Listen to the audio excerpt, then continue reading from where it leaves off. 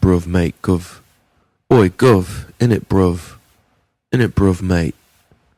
You know what I mean, bruv, mate, geezer, mate. You know what I mean, bruv, mate, geezer. Dude. Oi, dude, you know what I mean? Dude, you know what I mean? You know what I'm saying? Innit, bruv, gate, Mesa. Innit, bruv, gate, mate, bruv, geezer, Lisa, freezer. You know what I mean? Innit?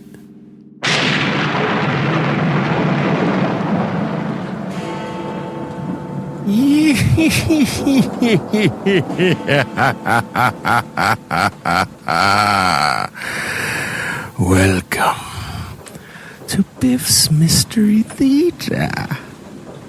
I have many tales to tell you. Ghost stories, murder stories, and tales that will make your bones chill.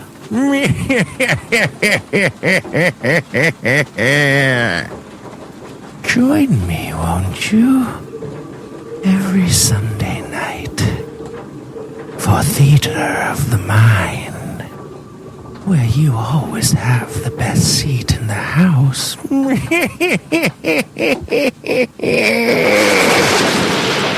And now for tonight's tale.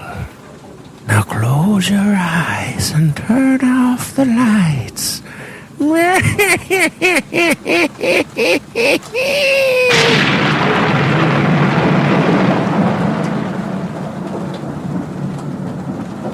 This is Orson Welles, speaking from London.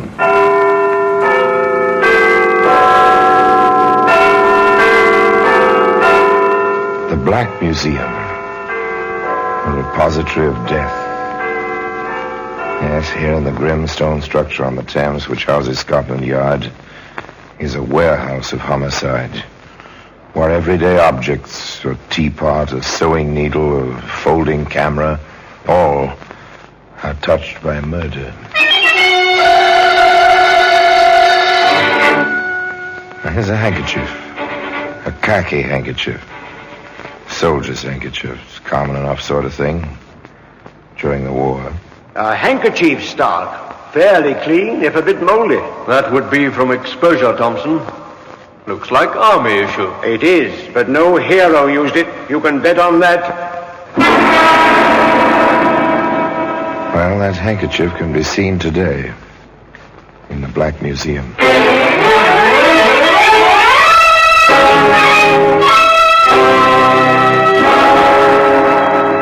From the annals of the Criminal Investigation Department of the London Police, we bring you the dramatic stories of the crimes recorded by the objects in Scotland Yard's Gallery of Death, the Black Museum.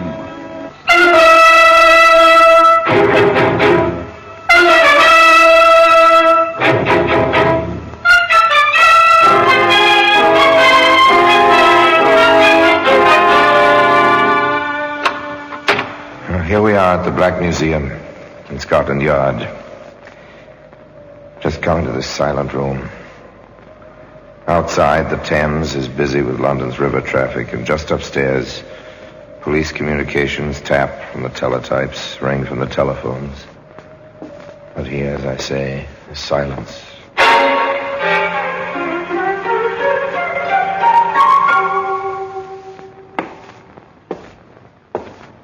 Now, here's a length of garden hose.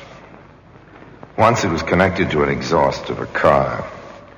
From there up through the floorboards. The time was winter.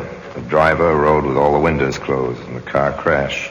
The man died. It wasn't exactly an accident, no, it was murder. Here's a German Mauser, war trophy heavy gun. Strange, a tiny woman held it with two hands, smudged her own fingerprints. She was found out. Her hands gave her away. The paraffin test, you know, for gunpowder smoke. Ah, here we are. Here it is, the khaki handkerchief.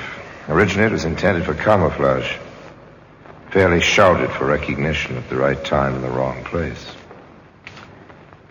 Yet the trouble first appeared as the commonplace ringing of a telephone.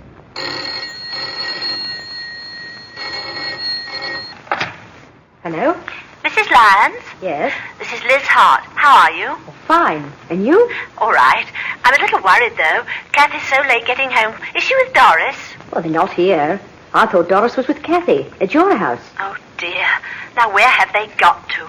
Oh, probably stopped at one of their friends' houses. Now, don't you worry. Kathy will come home with my Doris, and both of them will be full of So stories. ordinary, so commonplace. One mother worries, the other doesn't. Later, around 6, the worrier, Mrs. Hart, Kathy's mother, speaks to her husband. You'll have to speak to Kathy when she gets home. Isn't she home? It's practically dinner time. I thought she was in her room. She's off somewhere. Oh, John, I'm so worried. You call the places where she might be? Hours ago. No one's seen her. Well, we'll have to wait until 6:30. Then I suppose we'll have to start looking for her. Oh, when will Kathy learn to let us know? 6:30. No Kathy, no word from Kathy. This time the telephone rings in the Hart household. Mrs. Lyons is calling Mrs. Hart. Yes. I assumed you'd call me if Doris turned up with Kathy at your house. Oh, dear, I wonder where they can have gotten to. A frantic Mrs. Hart cradles the telephone, looks to her husband. Together they leave the house, go out into the darkening street to ring doorbells.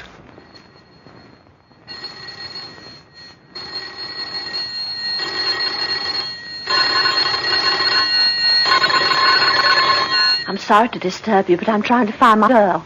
But the Carters haven't seen Kathy.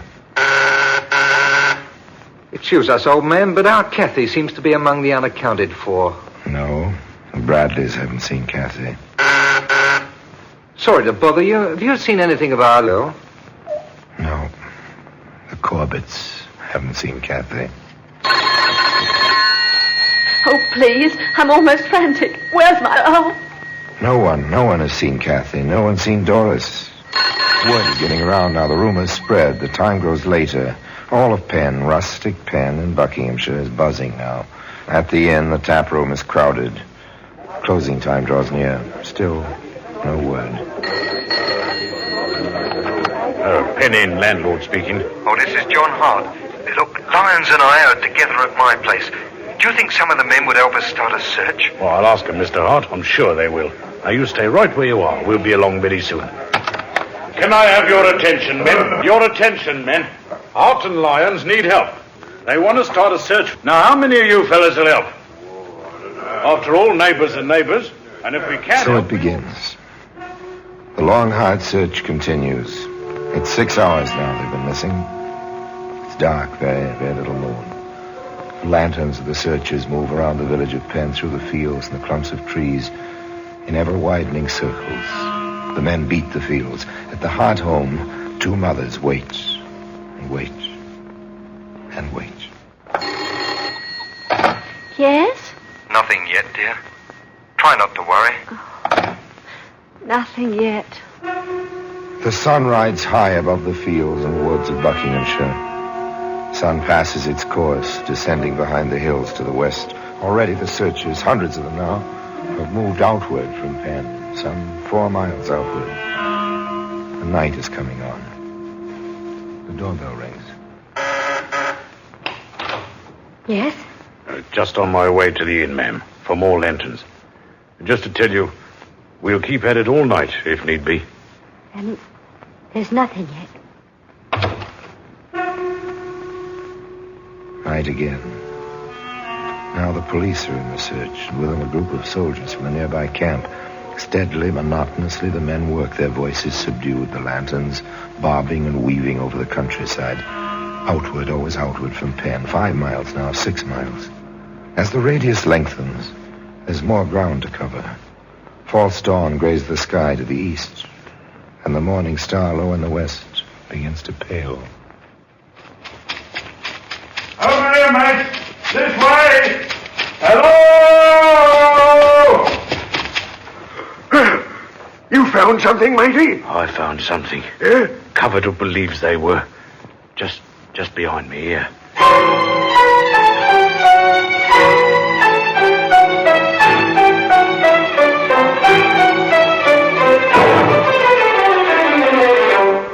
Found. The weary men brought the terribly tragic news back to Penn. In the little wood with its running stream where the bodies were found, 2 of Scotland Yard's inspectors Thompson and Stark took over together. Now was the time for professionals at manhunting.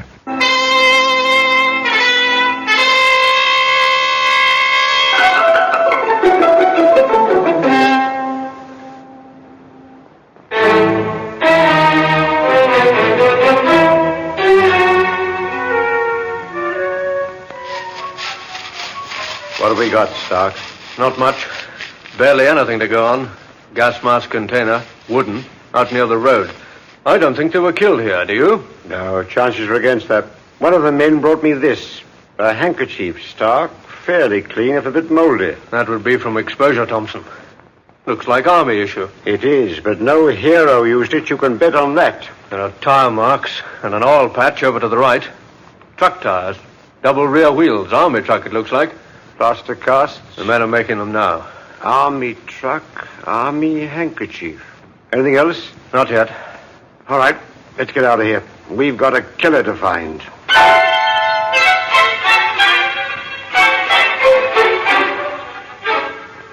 They know the routine, these two. But grimly they set about the work. Stark takes the gas mask container, the plaster casts, the handkerchief to the experts at the yard. Thompson stays on in pen. He visits a different kind of yard. Doris and Kathy were once my pupils, Inspector. I have a very personal reason for wanting to help you. But just how can I? It doesn't need me to tell you, miss, how observant children can be. Now, it occurred to me that some of the kiddies in your school who live near the Hart's home might have noticed something unusual on their way back from school. Of course, it's only a shot in the dark, but a child might remember something that a grown-up would forget. I see what you mean, Inspector. Right then. Now, who in your class lives near the Harts? Let me see now. Linda Carter. Oh, yes, and Kenneth Bradley. They're playing just over there. Come with me.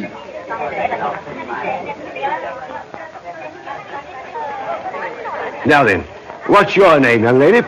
Linda Carter. And yours, my lad? Kenneth Bradley, sir. I understand you two both live in the same street as the Harts. Yes, sir. I live next door. Kenneth's a couple of houses down. Right, Kenneth? Yes, sir. Now, I know you'd like to help me if you could. I think your teacher told you I'm from Scotland Yard. She sure did. You don't look like a detective. Detectives usually don't look like detectives. Now, let me tell you something.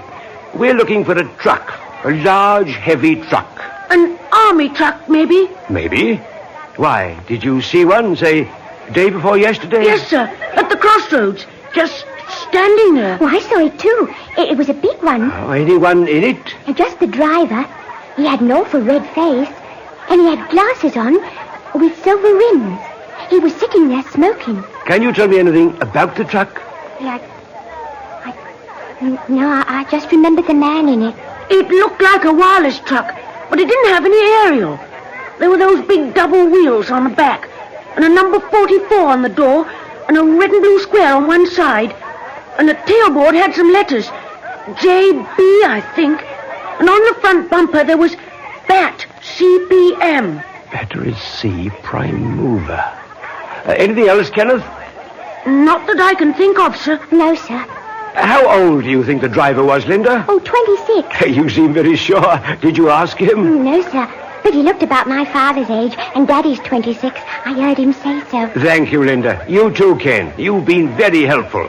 When you come to London, I'll see to it that you're shown through the yard. You'll like that, I'm sure, eh?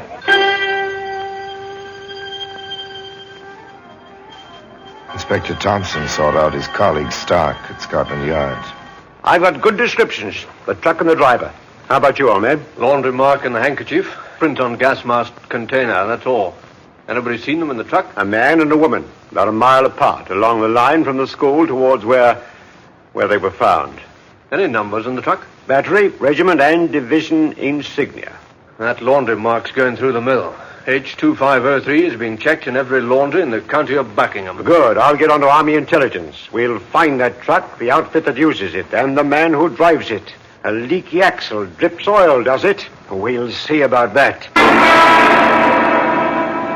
Well, that handkerchief can be seen today in the Black Museum.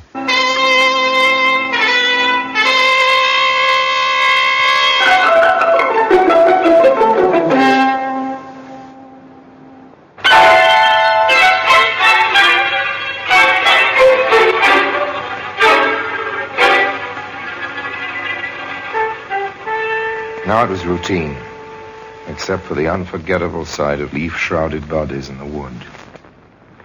The mechanics of tracing a laundry mark are routine. Preservation of plaster casts of tire marks, that's routine, grim routine, with an inevitability about it. Pursuing the routine, Inspector Thompson called Army intelligence and spoke with a colonel whose main function was liaison with the civilian police. Those are the details, Colonel. Well, I have it all down. Large number 44, red and blue square, JB on the tailboard. Yes. Battery C, PM on the front bumper. That's it. Sounds like one of those Fords and 6x6s we've been getting for our field artillery. I'll call you back, Inspector. Thank you. Like war, crime detection is largely a matter of waiting for information, waiting for results when the wanted alarms are sent out, waiting for a suspect to appear at a certain place. And now Thompson and Stark waited for answers to their inquiries. In a matter of hours, the answers began to come in. There's a report on the laundry mark, Thompson. Ties in with a series given an army outfit stationed about 5 miles outside of Penn Village. It begins to fit. Patiently and grimly, the two men went on waiting. Once again, the telephone. Inspector Thompson here. Colonel Gardner, Inspector. I have your information. Here he comes, Stark. Good. Go ahead, Colonel. That truck apparently belongs to the 44th Battalion Devonshire Blues, a Battery C prime mover. Where is that outfit, sir? They've been in camp 5 miles outside Penn Village. They've just been moved to Yoxford on the south coast for further field training. Thank you, Colonel. Shall I advise the CO down there to expect you? If you would, it should take us about 2 hours. You move fast, don't you? I'll tell him. And good hunting. Hope you get your man. Thank you again, sir. If he's still with that outfit, we'll get him. If he's still alive, we'll get him. Yoxford, Stark. Get a car and a driver. We're going to the country. Traffic was light and gasoline rationed England. Some 2 hours later, Thompson and Stark conferred with the major commanding the battalion. Yes, we do have a prime mover with a leaky axle, gentlemen. As a matter of fact, it's in the shed just outside. May we see it, Major? Yes, of course. This way.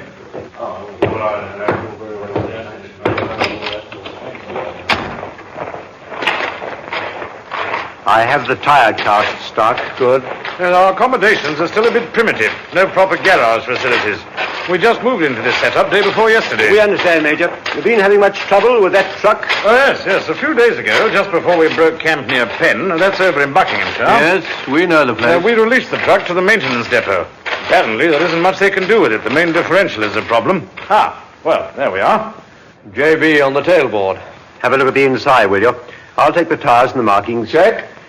44 on the door, yes. Big enough, the lad could hardly miss it. Red and blue square. Our battery shoulder patch, Inspector. Yes, I thought so. Markings all checked. Let me see now. The tires. Fallen in here, Thompson. Yes, tires checked with the cast stock. Well, we expected that. Here's something on the tarpaulin. What do you make of these stains? Want to guess, old man? Oh, your guess is as good as mine, and it'll be confirmed by pathology. Blood. I think we're through here, Major. May we go back to your office, please? Blood on the tarpaulin, crumpled up and tossed into a corner of the truck. I don't think they were killed here, do you? No. Chances are against that. No blood around here. But blood on the tarpaulin in the truck. The two detectives and the major went back to the orderly room. I think we'd better see the driver of that truck, Major. Oh, yes, of course. Sergeant Carroll. Do you know who drives the prime mover for Battery C? That'll be Driscoll, sir. Oh, where is he now? I expect he's in the battery day room, sir. Bring him over, will you? With his gear, duffel bag, the whole outfit. Yes, sir. The sergeant turned and left. The major, with Thompson and Stark, waited silently, each busy with his own thoughts. An army is a cross-section of the population, they say. If this Driscoll did this thing, part of that cross-section, I suppose. That blood stain. I hope there's enough for pathology to type it. Laundry marks. His shirts and underwear ought to have the same mark as the handkerchief, if he's the man. In the day room of Battery C, the situation was normal. The sergeant walked in without attracting too much attention. Oh, here you are, Driscoll. What's up, Sarge? You are. Major wants you. Well, what's wrong now? He didn't tell me. Let's get over to quarters first. Well, what for? Major wants to see your gear. All of it. Oh. Let's go. Was the waiting over? Out of the seeming anonymity of the army, had they found their man, and so quickly? In my office, Sergeant. Yes, sir. Oh! Gunner Driscoll, Major. Thank you, Sergeant. Dismiss. At ease, Driscoll. Thank you, sir. This is Inspector Thompson and Inspector Stark, Scotland Yard. They have some questions, Driscoll. Answer them. I'll try, sir. Well, he's all yours, gentlemen. May I examine your duffel bag, Driscoll? Of course, sir. The blouse is rather wet, isn't it? Caught in the rain, sir. Must have been quite a rain to go through the pockets like this. It was, sir. You're sure you didn't wash it yourself and pack it before it was dried? No, sir. It was the rain, sir. How do you explain the shirt? The cuffs cut off like this. Came back from the laundry with the cuffs all frayed. I cut them off. Only used a shirt round the tractor. I see. Driscoll, does this handkerchief look familiar to you? Like any other handkerchief, Inspector? Thompson, the laundry marks. Here, collar of the shirt. I see it. We'll try again, Driscoll. Look at the laundry marks on the shirt and on the handkerchief. Seems to be yours, doesn't it? I wouldn't know about laundry marks. They're identical, aren't they? Have you had a handkerchief like this recently? All the army issue is the same, sir. We get a lot of trouble getting things back from the laundry. Someone else could have had this handkerchief. Rather a careless laundry, Driscoll. Sorry, sir. Yes, sir. Have a look at this tarpaulin, Driscoll. Yes, sir. What's your guess about those stains? Grease, sir. That shape? That color? Might be blood, sir. This tarpaulin comes from your truck, Driscoll. I never saw the stain, sir. Might be someone swapped this one for mine. Driscoll, where were you on the 19th? 3 days ago. Maintenance depot. Repairs. Leaky axle. Did they repair it? Well, they couldn't. Not in the time we had before we moved down here. I see. Anything else, Stark? Not at the moment. Major, we'd appreciate it if you'd hold this man under escort. There are still a few inquiries to be made. Yes, of course, Inspector. Oh, Sergeant, in here, please.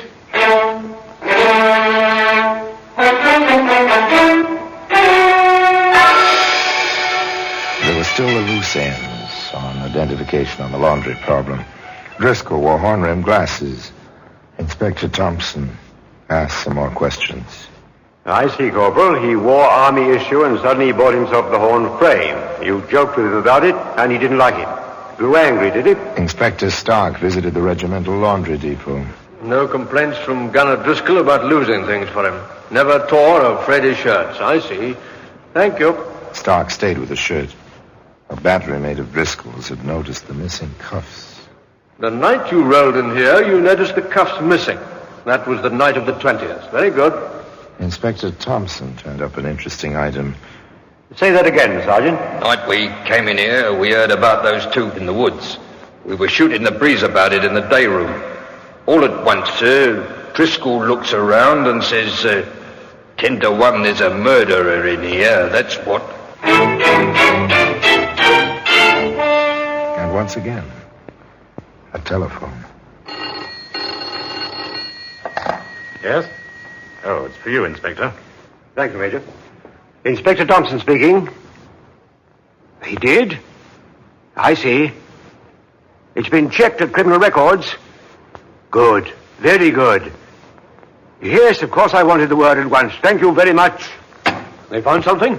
The crew we left at Penn turned up the second gas mask container. Metal, this one. Had a print on it. They checked in criminal records. The fingerprint belongs to an Oscar Driscoll. Served a term 8 years ago for molesting and impairing the morals of a minor.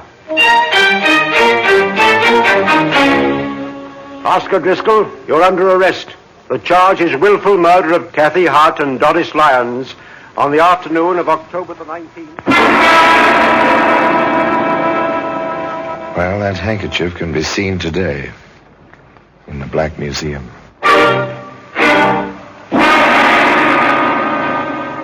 The defense, of course, was insanity. The defense tried to prove that Driscoll suffered from schizophrenia, split personality, that he had no recollection of what he'd done, and therefore no legal responsibility. The jury brought in its verdict, and finally, this man died at the hands of the public executioner. There was apparently no doubt in the minds of the jury that this man had known and planned exactly what he'd done. At any rate, the Khaki Handkerchief remains in its usual place, in Scotland Yard, in the Black Museum.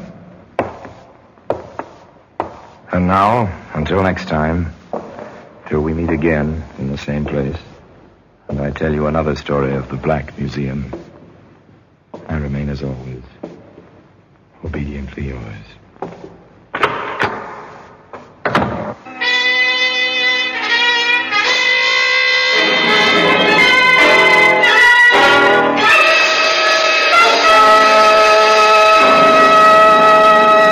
This is Orson Welles, speaking from London.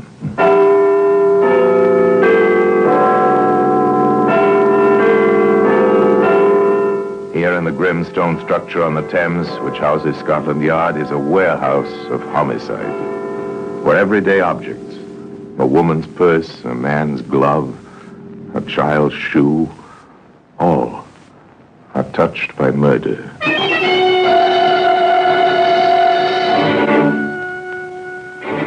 Now, this silencer was made to fit an army rifle, made for a killer, for striking unseen and unheard. In the dark, perhaps. Interesting little instrument, a scientific gadget to absorb sound, to change a sharp, cracking report into a muffled gasp. I suppose I'm being rather subjective about this, Sergeant, but I find myself hating that silencer. Yes, I understand how you feel, Inspector. A silencer, well, it's filthy, isn't it? It's something like a rattlesnake. No, Sergeant, your simile's wrong. A rattlesnake gives warning before he strikes. He plays fair.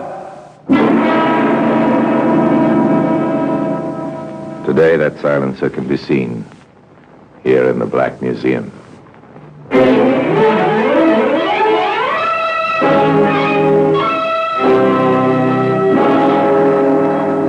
From the annals of the Criminal Investigation Department of the London Police, we bring you the dramatic stories of the crimes recorded by the objects in Scotland Yard's Gallery of Death, the Black Museum.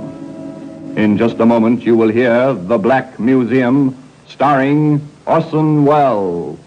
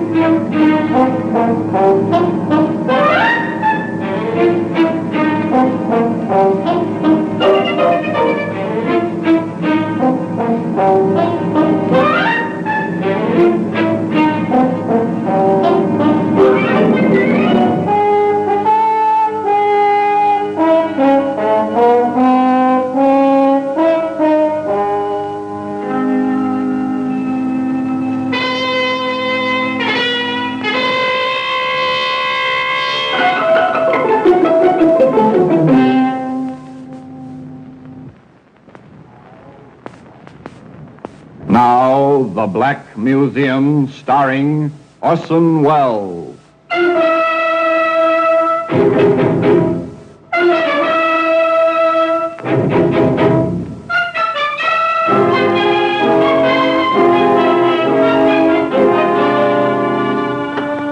Well, here we are, in the Black Museum. Scotland Yard's Museum of Murder. Here lies death. Violent death in many guises, the long history of a great number of very murderous deeds. On the shelves, on the tables, in the very air itself. Now, this elephant gun here, this was once used for hunting by a sportsman bred in the very best traditions. Later used to shoot a friend in the back. Here we are, a silencer. Metal tubes within tubes, small and stubby, designed to swallow sound.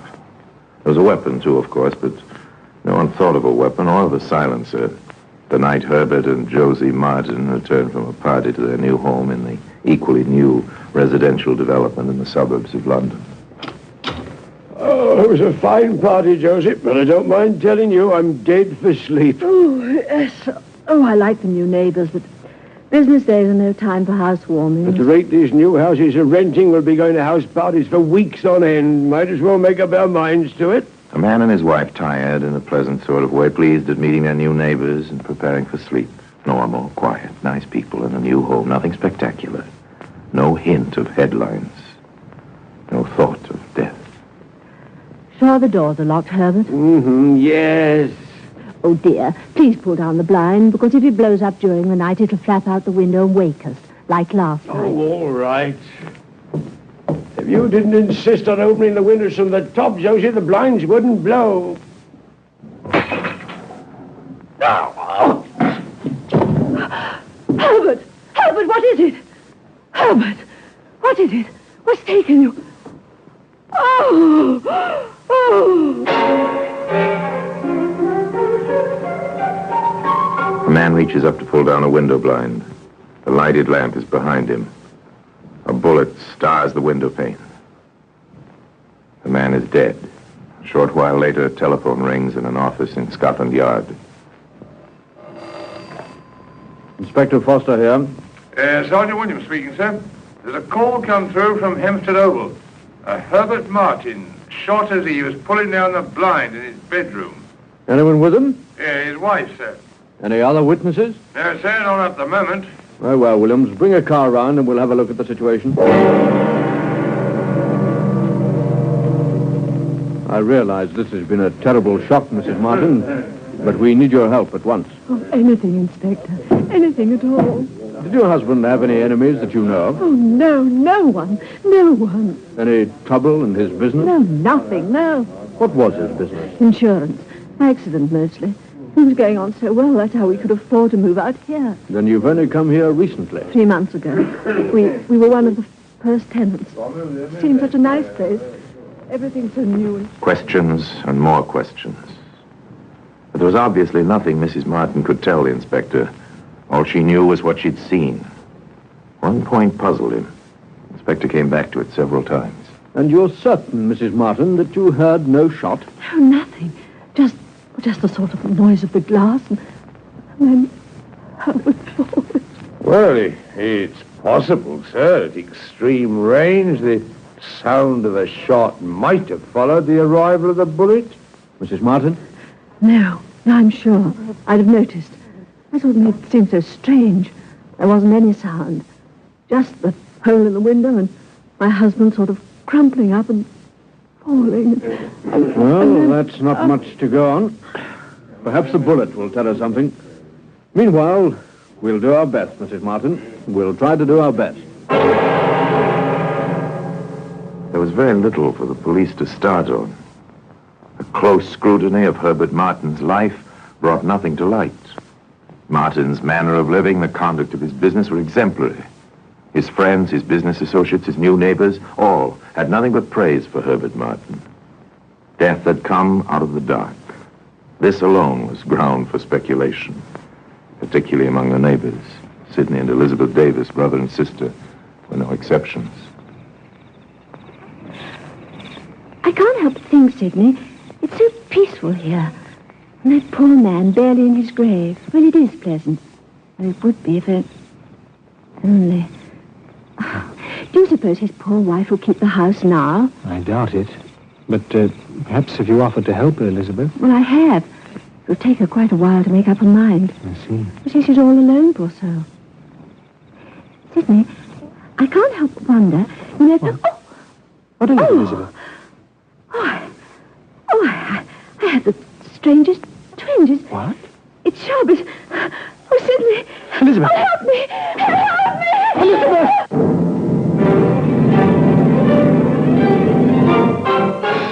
Death had come to Hampstead Oval once again.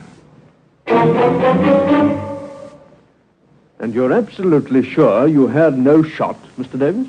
Absolutely, Inspector. One moment my sister was speaking to me about Mrs. Martin. The next moment she was dying in my arms. There was no sound and only the blood. I see. Mr. Davis, do you know the people who live in this development? Nearly all of them. We felt rather like pioneers, I suppose, with the development being so new. We all became friendly. And perhaps you can tell me, are there any ex-servicemen living here? Yes, there are 2. Nice chaps. Wives and children, you know. May I ask why you inquire? Because the bullet which killed Mr. Martin came from an Arnie-issue rifle, and I suspect the same thing will be found true in your sister's case. If it is true, we'll have that much at least to go on. More, the markings on both bullets were identical. The same weapon had been used. Inspector Foster sent Detective Sergeant Williams visiting. Yes? Are you Thomas Larkin? I am. Excuse me, sir. I'm Detective Sergeant Williams, CID. Here are my credentials. Oh, come in, Sergeant. Will you come into the living room? I'll only keep you a moment, Mr. Larkin. I want to speak about the Martin and Davis murders. Yes, of course. Do you happen to have a rifle in your possession, sir? No, I gave all that up when I was discharged. If I never see a weapon again, it'll be too soon. I believe your husband is an ex-serviceman, Mrs. Goodson. Yes, he is. 5 years of service, 8th Army, under General Montgomery. I see. Now, tell me, did he by any chance retain any weapon when he left the service? No. Is there any weapon in your house that you know of? Yes. A Webley. Oh, really? Well, frankly, my husband insists we keep it. He's got a license for it, but it frightens me half to death just to have it in the house. What with the children around and all. Oh, Sergeant, are all of us in danger here? Oh, you needn't worry. Don't you have any idea who or what may be behind these dreadful shootings?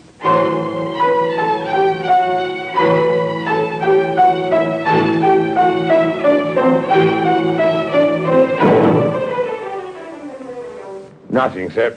I drew a complete blank. I rather thought you would. Incidentally, pathology found the Davis bullet and ballistics reports it's identical with the one they recovered from Martin's body. Well, whoever he is, he's a fabulous shot, sir. And he uses a silencer. That's the only explanation I have for the absence of sound. Not very much to go on. Inspector Foster here. This is Mrs. Thomas Larkin, Inspector. My husband and I live on Hempstead Oval. Yes, Mrs. Larkin, I know. What can I do for you? Well, Mr. Larkin and I have called a meeting at our house for this evening. We hoped you and Sergeant Williams could be with us. What's the purpose of your meeting, ma'am? Oh, the entire development is living in fear, Inspector. We want to try to find some way to protect ourselves. We thought you might have some advice to offer. I'm somewhat doubtful about the advice, Mrs. Larkin, but Sergeant Williams and I will be at your meeting. Have you set a time for it as yet? They came that evening to the Larkin living room. Inspector Foster waited in the hallway with the Larkins. Is everyone here, Mr. Larkin? I think so, sir. Mr. Munden said he'd be over. His wife wanted to stay with their little boy. Well, he's the only one missing, then. Yes, that's right. How did you reach these people? By telephone? It's not much trouble to do that. We're all on party lines. I see. Someone's at the back door, Tom. Must be Munden. I'll get it. If you'll excuse me, Mrs. Larkin. Yes, of course. Go ahead, Inspector. Funny, coming to the back door. I told his wife particularly about the front door and the precautions. No matter. At least I don't believe it will matter. Here we are. Hello, Munden. Glad you could make it. Sorry I'm late, Larkin. I rather thought the back way would present less opportunity for this unknown marksman to... Munden, good grief. Shut that door, Larkin. You're a perfect target yourself standing there. Today, that silencer can be seen here in the Black Museum. In just a moment, we will continue with The Black Museum, starring Orson Welles.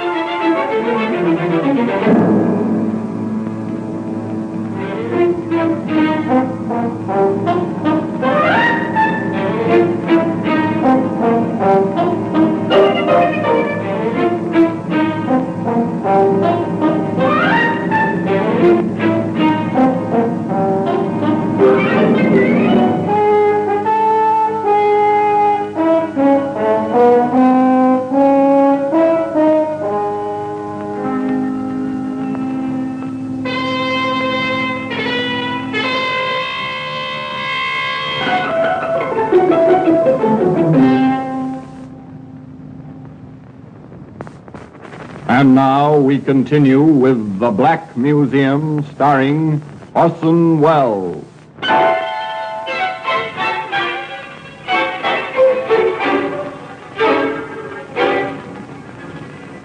Neighbor Munden was dead, with a rifle bullet neatly placed in the back of his head.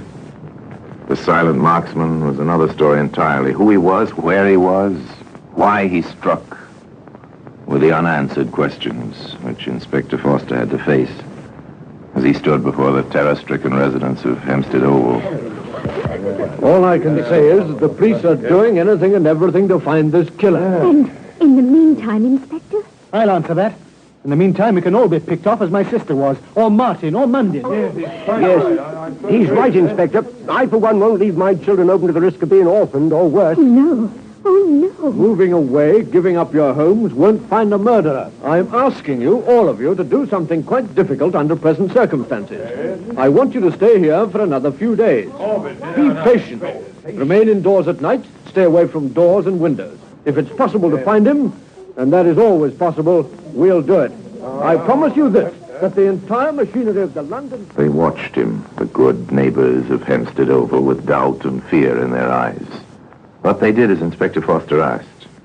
They stayed in their homes and waited. The welcome light of morning found the inspector and his sergeant with Tom Larkin in the kitchen of his home. You're about the same height as Munden, aren't you, Larkin? Just about. Good.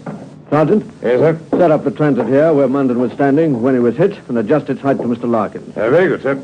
A surveyor's transit in my kitchen? I don't understand, Inspector. You will shortly. Almost ready, Sergeant? Yes. The men worked quickly, methodically. The transit was set up, the lens of its telescope facing the open back door. Inspector Foster adjusted the eyepiece and then slowly scanned from lintel to lintel through the open doorway.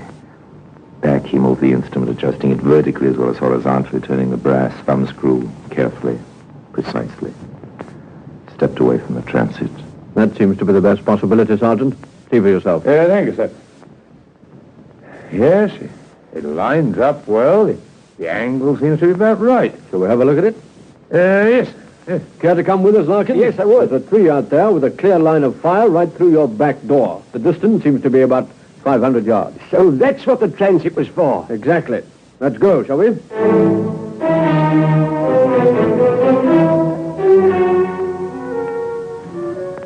Too bad it's been so dry lately. There might have been footprints. Marks on the tree trunk, sir. Where? Here. Look, notice the scraping on this bark, sir.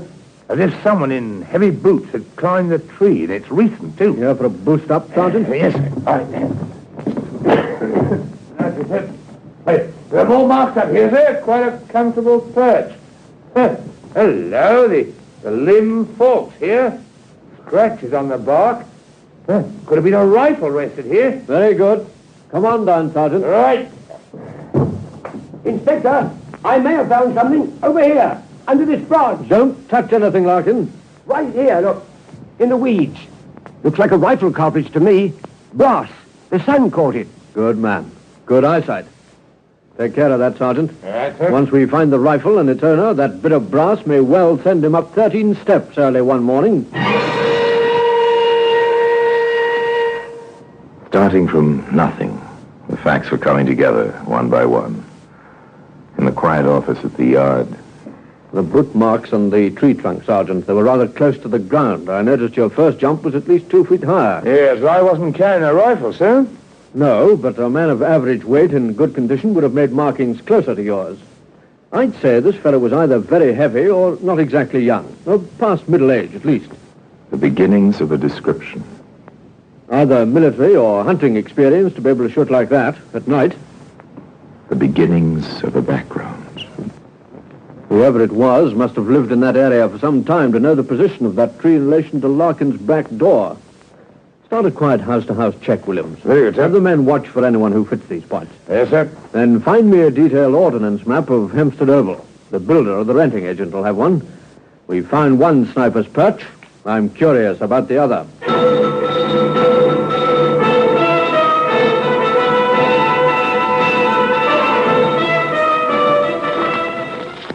Interesting layout architecturally, according to the contour of the land. The main line of the houses seems to curve round this rise just off centre. It must have been quite a place in the old days. Oh? The builder told me. An estate sold for taxes. Family named, Wardman. Old line. The grant went back nearly to the first Queen Elizabeth. History. Fascinating. Any more? Yes, quite a talkative fellow. Seems the land was sold on condition that the sole survivor of the family be given a house rent-free for the rest of his life. And this person is still there? Seems to be. He's an elderly gentleman. Keeps very much to himself. This is his house here, on the end of the main line. I see. Now then, this would be the Martin place, and this the Davis. Yeah, that's right, sir. The Martin bedroom and the Davis porch face the same way along that curve of the hill. Yes, that's it, sir. It seems they didn't originally intend to build on the hill, but they've started a new house right here. The fellow sketched it in for me. The demand's been very high. I wouldn't mind living there myself. After we get this killer, eh, Sergeant? Oh, yes, sir, after. Pass me that ruler, William. Right. Thank you. Here, Williams. The Martin window and the Davis porch are in direct, clear line with the new building. I wonder now. I assume the contractor isn't working his men at night. I wonder now.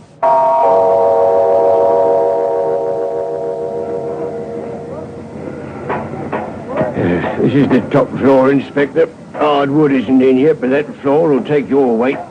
That's the dormer window you asked about. Look around, will you, Sergeant? Very good, sir. About the progress of this building. Yes, sir.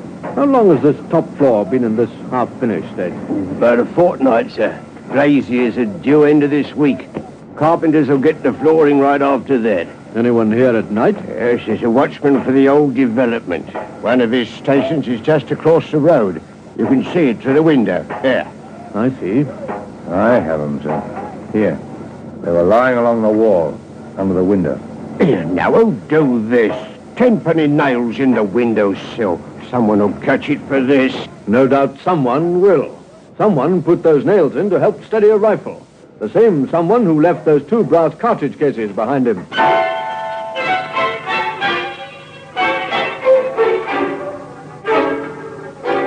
How do you catch a killer who strikes silently in the darkness? How do you match his craftiness? Perhaps you say to Tom Larkin, "It may be dangerous, Larkin. Will you cooperate?" Oh, I've been under fire before now, Inspector. Very well. Now then, I believe someone told me the telephones hereabouts are on party line. a telephone call is made on the party line. I want to talk to you, Goodson, about this killer. I think I know who it is. I'll walk over in half hour with a friend of mine, and I'm picking up Sid Davis on the way. No mention, of course, that the friend is Sergeant Williams, C.I.D., who will walk alongside Tom Larkin, staying between him and the new house on the hill. No mention of the inspector crouched on the hillside in the dark shadow of the half-built house.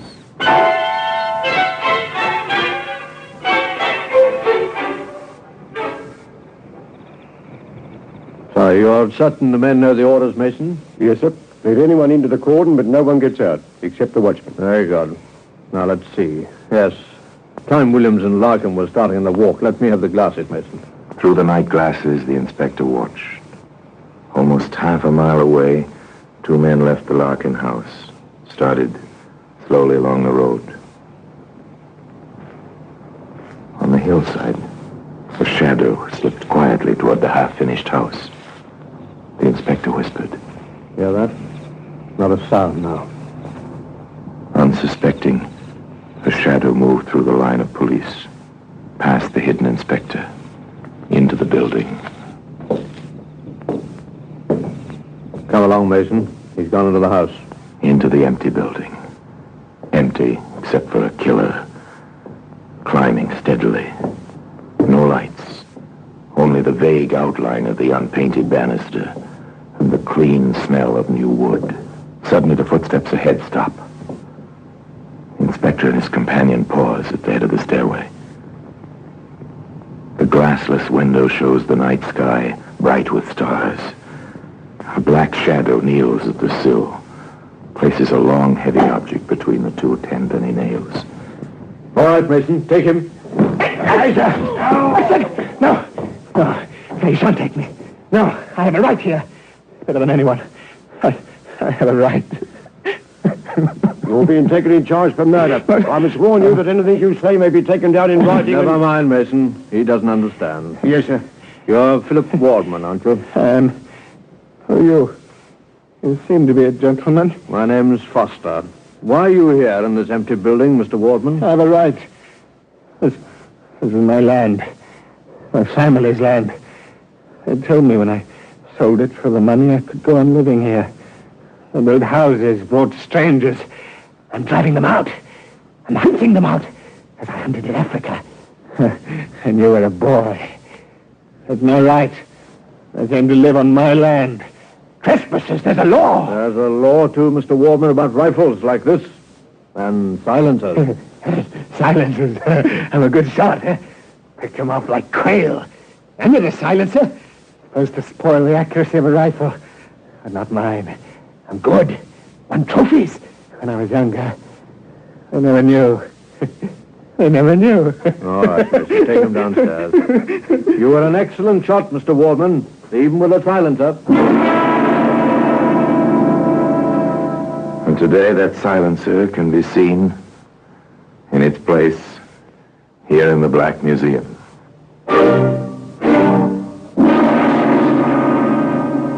Orson Welles will be back with you in just a moment.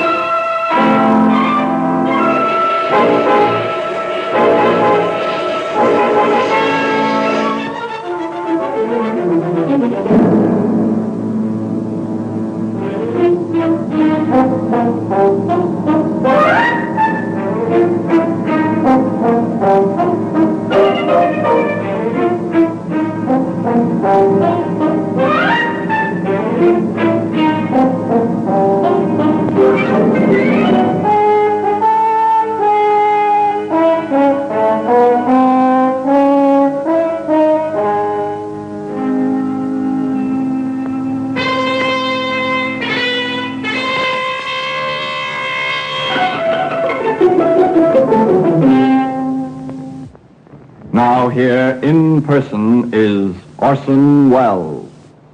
It's true, of course, that in many countries, men have loved their land to the point of desperation. Philip Wardman loved his to the point of madness and murder. The rifle belonged to his grandson, a veteran living far away in Canada. Where the old man bought the silencer was never learned. The secret of that went with Philip Wardman to the place where his bitter, lonely life drew to its close. The silencer itself remains in its usual place in the Black Museum. Now, until we meet next time, I'll tell you another story about the Black Museum. I remain, as always, obediently yours.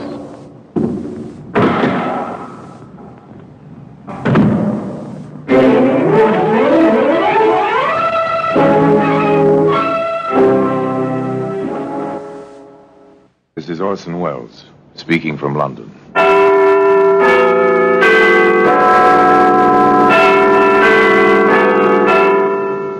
The Black Museum, a repository of death, a museum of murder. Yes, here in the grim stone structure on the Thames, which houses Scotland Yard, is a warehouse of homicide, where everyday objects, a portable typewriter, a jack for an automobile, an ice pick, all are touched by murder.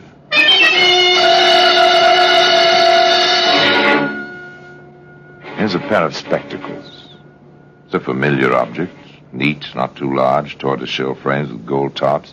You've seen them 100 times on girls who obviously have decided that they must wear glasses. They'll make the glasses as decorative as possible, but this pair... Women's glasses, right on top in the suitcase. And pretty thoroughly smashed. Poor Daisy. Something, whatever it was, must have hit her awfully hard to smash her spectacles like this. Today, those spectacles can be seen in the Black Museum.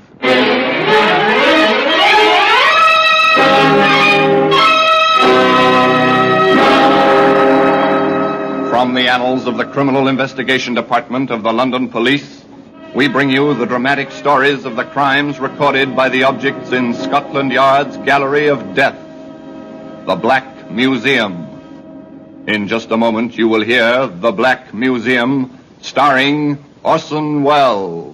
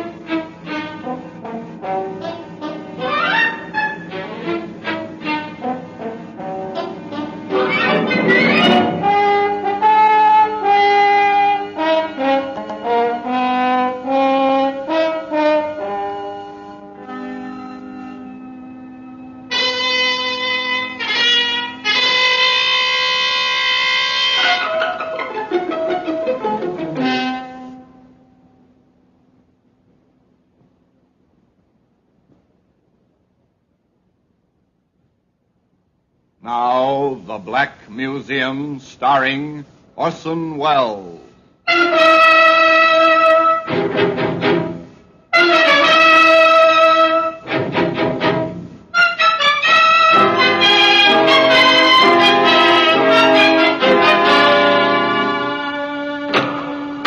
Now, here we are in the Black Museum. Scotland Yard's Museum of Murder. Yes, here lies death. Who died by these objects? The dead, named here on the white labels of the black lettering, or the killers, named in equal place, in equal size, wherever they are known. A mandolin string. Here we are. It's made for music, a mandolin string. Stretch it across the top of a stairway, see it blend and disappear into the dark carpet background. Stretch it ankle high and listen in the dark for the sound of falling. Sound of murder.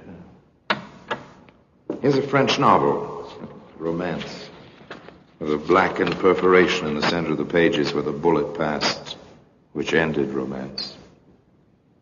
Now, here we are, the spectacles. Rather pathetic spectacles. The lenses are cracked, the frame twisted and bent, the gilt tarnished. Many other things were tarnished, including a man's reputation, by the chain of events which began that morning when Mrs. Oliver came to see Inspector Laswell at the yard. I understand, Mrs. Oliver. Perhaps your daughter thought she'd let you know, but didn't after all. I wish I could believe that, Inspector. I can't. Daisy was so determined when she left that night. And since she went to the train, you've heard nothing? I wired Ron. I never liked him. Something, I don't know. I thought my Daisy do better for herself than a chicken farmer. Anyway, I wired, asked him if Daisy was there. I received this in reply, Inspector. Thought Daisy coming Saturday, not Friday. Went to meet her. Not there. Letter follows. Ron Smith. This was last Saturday? Yes. I wired on Monday. This answer came back the same day. The letter came in yesterday, Wednesday. Oh, thank you. Dear Mrs. Oliver, you do not know how shocked I am. Daisy missing since Friday afternoon. This is really terrible. She wrote asking me to meet her Saturday. I went... The heartsick words of a worried man, the tone and feeling of the letter, plus the fear and the tears of the mother, sent Inspector Caswell to Larkspur in Sussex, the nearest town to Wren Smith's chicken farm, the railway terminal for the area. He turned first to that prime source of all rural information, the local pub. Evening, landlord. Pint of beer, please. Yes, sir, of course. Haven't I seen you someplace before, my good man? What? Oh, Jack Sheen. You have seen me someplace before. Drink up, man. It's good to see a familiar face. A familiar face drawn by a familiar scent. You're not down here on business. I am. And so are you. No, I wanted to keep this quiet. For a while, anyway. With that crowd?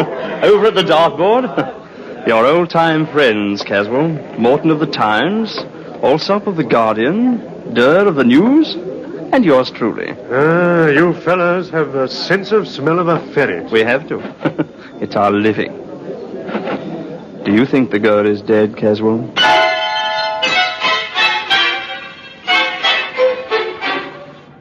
There it was, words of one syllable, literally one syllable. Do you think the girl is dead? Inspector Caswell shrugged and turned to his drink. Without apparent effort, he drifted into conversation with the landlord while Jack Sheen stood by, quietly, unobtrusively. Have there been any talk hereabouts recently about a girl who's missing? Some? Well, girls get silly ideas sometimes, especially the young ones. Only silly thing about this girl was the man she went for. Huh? They get that way sometimes, even the best of them. Oh, I know what you mean. Anything wrong with the man in it? Ne'er-do-well, owes for feed, everything in sight. Lives in a hut on his farm, not even a proper house. Oh, that's her? This Oliver girl now, bright, sweet as they come. Real pert in them fancy glasses she always wore. Then, off the deep end over this Smith fella. Never know why they do it. Whereabouts is this chicken farm? Right fork east. Second right after the fork. You thinking of going up there? Oh, I might drop over. Told the girl's mother I'd look around. Maybe talk to Smith.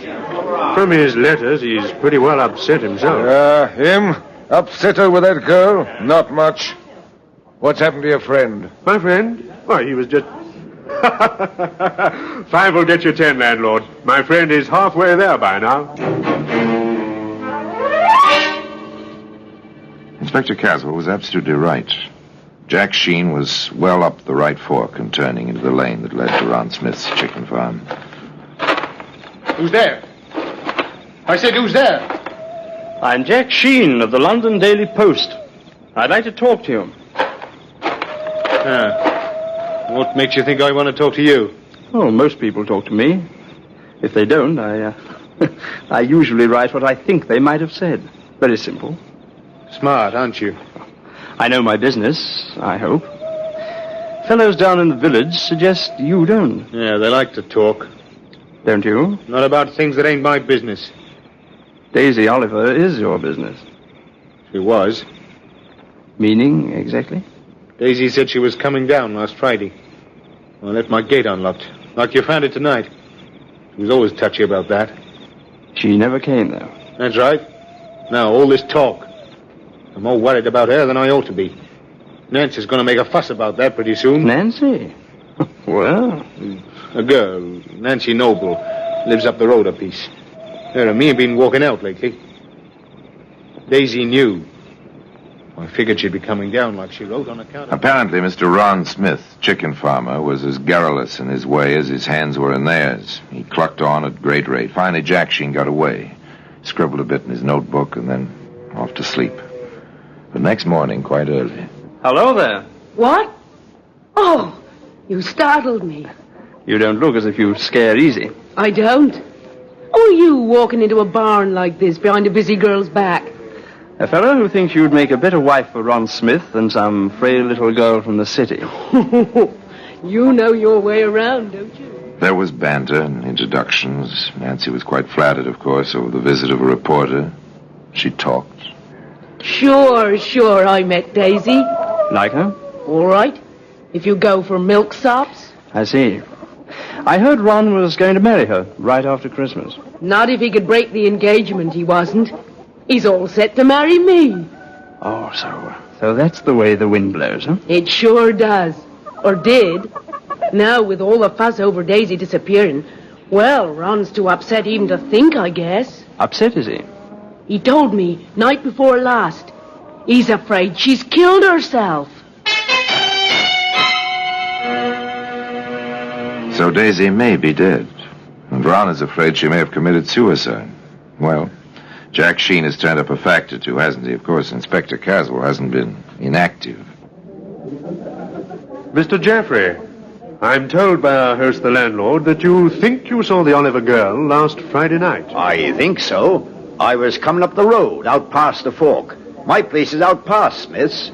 There was a girl ahead of me. She turned to look back. I thought I saw her wearing spectacles. Is that all? Well, she must have turned in at Smith's. She didn't pass my place. Reed here saw her real close. Did you, Mr. Reed? Yes, sir. I met Jeffrey on the road. I was coming down to the road to the village after fixing the septic tank out to Jeffrey's place. Girl passed real close. Oliver girl, all right. Wearing her specs and carrying a suitcase. Ah, that's right. She had a suitcase like she walked out from the train.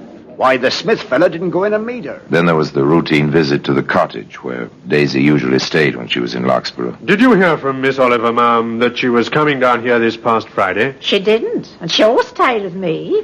If she'd planned to come down, well, you never know, what with young girls being so free nowadays. And she had spent all her savings on these trips. She told me that last time she was here. When was that? Oh, about 2 months ago. She seemed so nervous, poor thing. Even then, jumpy, always a little scared, like a rabbit, sort of. Oh, I don't know. I wish I didn't keep thinking. And finally, there was Edith Staple. Miss Staple had a friend in the outlying area, and Miss Staple had been crossing a field near the chicken farm, a kind of shortcut. Yes, Inspector. I'm positive I saw her. I saw 2 men on the road, too. One passed her. The men met, talked a little, and went on. By the time I passed the lane to Smith's place, she was in as far as the first shed. You saw quite a bit, didn't you? The road is on a little rise just there. I was coming up to it, and everyone was, sort of outlined against the sky. Well, thank you, Miss Staple. Thank you very much. There must have been a girl. 9 chances out of 10 it was Daisy Oliver. But how to prove it? Where had she disappeared to? Inspector Caswell and Jack Sheen compared notes. They stayed around Larkspur. That fact alone started the talk, which had impetus enough in any case. People don't just disappear, I tell you. She must be somewhere. She turned into Smith's place. Want to bet she never came out? Nice girls don't take chances going alone to men's homes, even when they're more decent than the hut he lives in.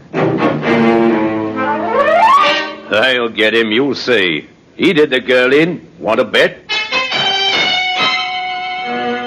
The talk reached Smith, of course. On the heels of the talk came Jack Sheen. Nice lot of chickens you've got here, Smith. You didn't come out here to talk about chickens. No? What then? You're trying to get more on Daisy and me. The town has plenty on you, they think. Yeah, long tongues. They wag too much. You can stop them, quite easily. How, I'd like to know. Oh, just ask Inspector Caswell to bring his crew out here to dig up your farm. They'll find nothing.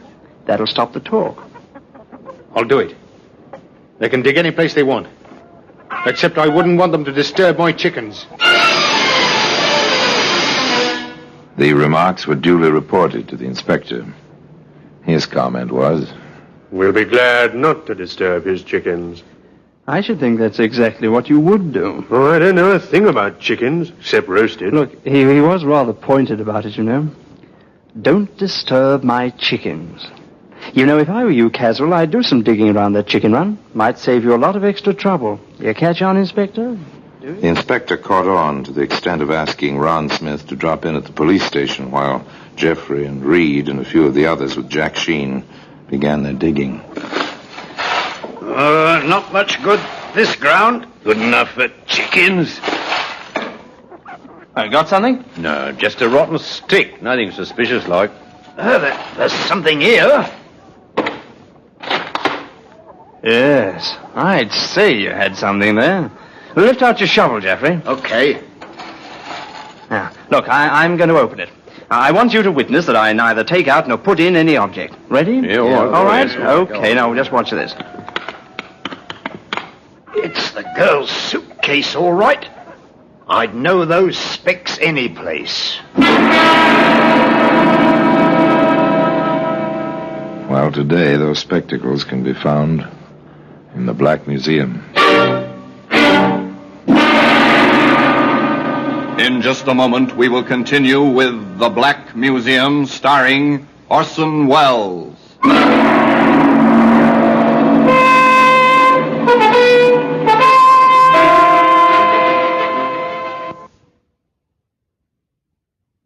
And now we continue with The Black Museum, starring Orson Welles.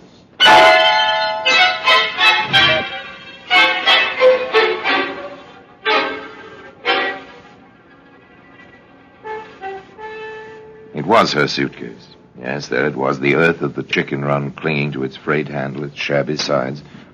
Jack Sheen stopped the digging, sent Reed pell-mell for the inspector. Women's glasses. Right on top in the suitcase. And pretty thoroughly smashed. Poor Daisy. Something, whatever it was, must have hit her awfully hard to smash her spectacles like this. Shall we go on, Inspector? Digging? Of course. But carefully. We don't want the edges of the spades to disfigure anything. The first thing they found was part of the torso. And the limbs wrapped in sacking. Finally, the head in a tin box, buried shallowly in the chicken run.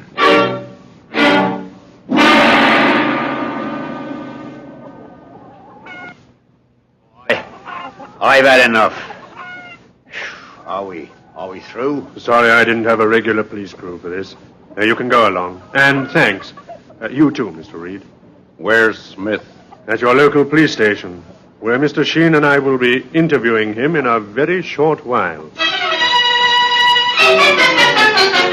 They interviewed him. It was quite simple at first. I gave him the facts. We've found her, Smith, thanks to Mr. Sheen here and the strong arms of some of your neighbors. Well, what have you to say? First, I must warn you that anything you may say may be taken down in writing and used as evidence. Now, go ahead. I didn't kill her. I didn't. That's only a beginning. She came down on Friday to have it out with me. She was so nervous. She was all twitchy. She said she wouldn't leave my place until we'd set a date for the wedding. But she knew about Nancy. She knew that. We had a row, a real hard row. I guess I gave in. I said the 27th of December, right after Christmas. Then I promised I'd tell Nancy that night. Daisy wasn't satisfied until I'd gone right out looking for Nancy. I couldn't find her. I came back and Daisy was hanging from the beam in my hut. She must have jumped from the table. It was awful. What did you do? Why didn't you go for help, a doctor? Well, I cut her down first. I thought there might be some life left. Did you try artificial respiration? And as soon as I got her on the bed, I saw it was no use. But you still didn't call anybody. I was afraid. I panicked. I thought they wouldn't believe me. They'd all think I killed her and try to make it look like suicide. So you buried her? Yes, in the morning. But you cut her up first. You deliberately dismembered the body in an attempt... Have you ever tried to dispose of a body? True, a body is 76% water, but have you ever tried to get rid of one? It's almost impossible to burn without special apparatus. Burying it leaves it intact. What do? Find a lime pit? Even that isn't foolproof. What do you do? After you knew she was dead, you still wrote letters to her home. I couldn't stop doing that. If people were to believe that I hadn't killed her myself. May I, Inspector? Of course, Jack. What about these? Her glasses. You found them, too. How did they get this way? They must have fallen off when I cut her down. I suppose I stepped on them or something. Her head hit the table as I was carrying her to the bed. I couldn't believe Daisy was gone. I couldn't... Smith couldn't believe she was dead. Jack Sheen and Inspector Caswell couldn't believe other items. It doesn't fit, Caswell. It doesn't. What's bothering you about it? Look, a girl who's just been told her wedding date doesn't hang herself in the next half hour. Yeah, I saw that. I sent his shoes down to London to the laboratory. If he did step on those glasses, there'll be bits of glass on the soles or heels. I'm no doctor, Caswell, but did you notice any rope marks on the neck? I didn't. I have sent for one of the medical examiners. We'll know all about that very soon.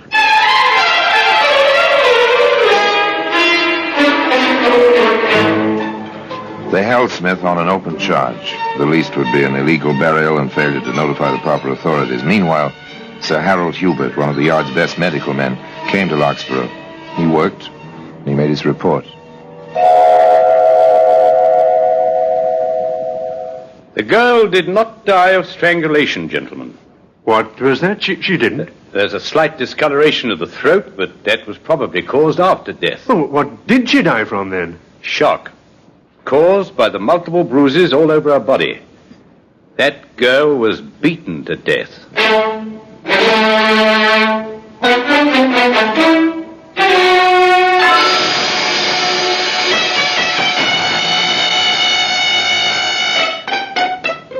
Now the questions descended on Sir Harold's head in a deluge. No sign of strangulation at all? She may have been partially hung. There's congestion of the blood vessels of the throat. But she didn't die up there. If she was hung at all, she was alive when she was cut down.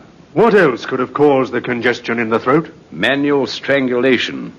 Or she could have been knocked down, as is a logical assumption in this situation.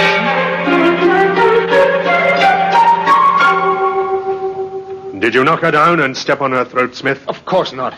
How could I have when she was hanging as I entered the building? You're certain she was hanging and dead? I know she was hanging. I'm as sure as I can be that she was dead. All right. Take him back to the cell. There it was. The expert said no hanging. The man accused contradicted that statement at every turn. Once again, the inspector and Jack Sheen went out to the chicken farm. What are you up to? Give me a boost up onto the table. Okay. Now what? I'm not going to hang myself. Come on up. I think it'll hold both of us. All right. Here I come. Huh. Not the safest perch in the world. Okay, now what?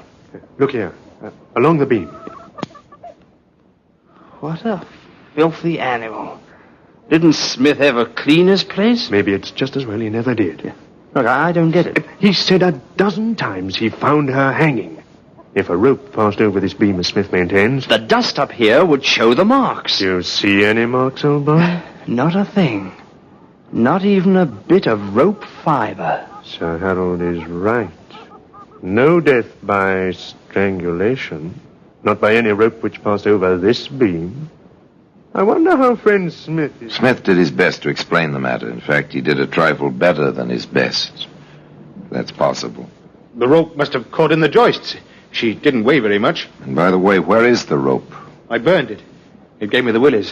What kind of rope was it? Ordinary hemp rope.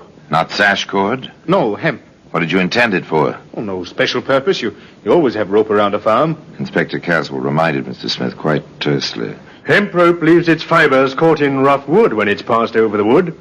There's no sign of fibers, or any mark in the dust. Well, then the dust settled back after I took her down. How did you take her down? I lifted her with one arm and freed the rope with the other. Now, let's go back to the beginning, Smith. When did you first see her that night?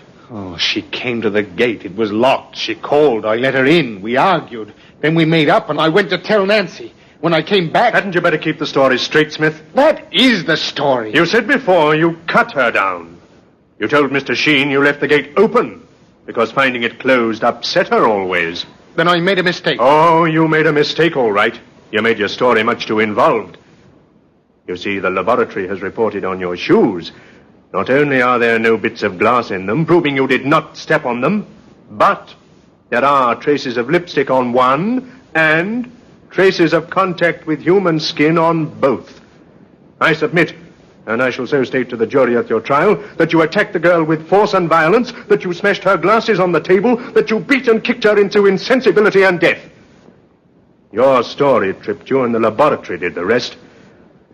I'd say, Smith, next time, keep it simple. But I doubt if there'll be any next time for you. Well, today, those spectacles can be seen in the Black Museum. Orson Welles will be back with you in just a moment.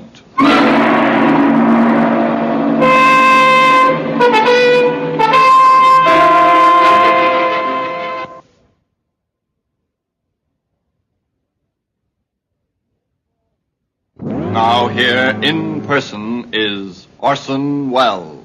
Exactly how Daisy Oliver met her death was never brought out, not even at the trial. Whether Ron Smith beat her to death or whether she fell to her death, no one knows. But she was murdered, and by Ron Smith. There's no reasonable doubt about that. Nor was there any doubt about this man's character. Not only did he write of his concern over her disappearance to Daisy's mother, not only did he write long, endearing love letters to a girl he knew was dead, but from his cell, as he awaited trial, he sent a wreath to her funeral, palm leaves and one lily, with the phrase attached, "Until we meet again." I wonder if they ever did meet again. Well, until next time, till we meet in the same place, and I tell you another story about the Black Museum, I remain as always obediently yours.